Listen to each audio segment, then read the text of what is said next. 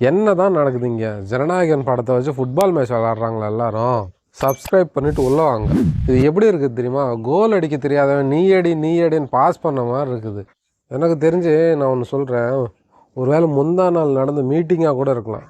அதில் நம்ம தளபதி பேசுனதுக்கு அந்த சென்ட்ரல் கவர்மெண்ட்டே ஆடி போயிருக்குது. அதனால தான் இந்த அடியில் கூட ஆகலான்னு நினைக்கிறேன். முதல்ல சிங்கிள் ஜட்ஜ் கோர்ட் என்ன சொல்லிச்சு, நீங்கள் யூ/ஏ சர்டிஃபிகேட் கொடுத்துருங்கன்னு பரிந்துரைச்சு, நாங்கள் தரமாட்டோம் சிபிஎஃப்சி அப்பீல் பண்ணாங்க.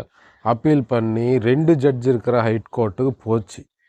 அங்கே என்ன பண்ணாங்க, கேஸை டிலே பண்ணிக்கிட்டு இருக்காங்க.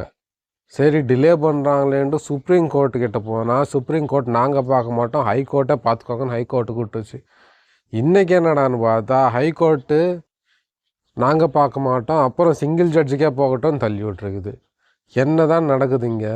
படம் ரிலீஸ் ஆகுமா ஆகாதா? எனக்கு தெரிஞ்சு ஆகாதுன்னு நினைக்கிறேன். இன்னும் எலெக்ஷனுக்கு அப்புறம் தான் படம். ஜனநாயகன் படத்தை நம்ம மறந்துட வேண்டியது தான்.